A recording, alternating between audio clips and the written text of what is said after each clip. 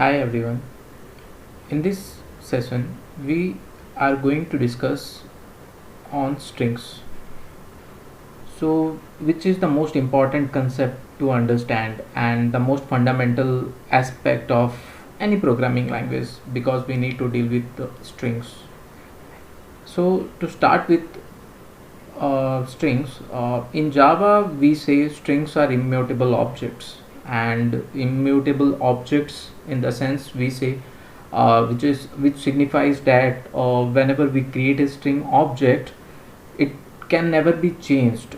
We'll see what we gonna what we gonna mean to it, and moving to it, strings are nothing but they are the group of characters in the sense, like if I'm saying abc, so abc is a string, it's a string literal, and this abc is nothing but it is a string object in the sense, like here strings are not the primitive data types, rather they are treated as a class.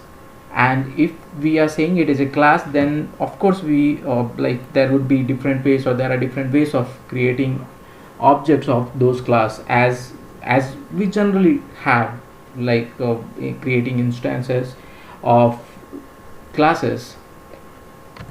So let's begin with one of the way of instantiating it, like string class. We can say string and s equals to new string. So this is one of the way of instantiating string class with the help of new keyword, and we can assign this object some values, like a b c or sbc, something like that. So here what we have done is, as of now we have created a string, we have instantiated an object of a string class, and we have assigned a value sbc to that object. And moving to next, the most efficient ways of creating objects would be something like this. Whatever we have done in two statements, we can achieve it in single statement also. We can write something like that: string s1, or string s equals to new string, and we can have abc or sbc. So this is also one of the efficient way, or we can say it as a shortcut of creating a string object or instantiating a string class.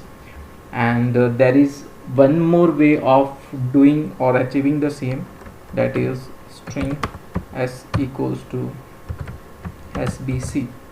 So here we have seen that three different ways of creating or instantiating the string objects. The first one was string s equals to new string. We did it with the help of a new keyword, and then we initialized the reference with some value sbc. And the other way was while instantiating the object of string class, we passed the value itself.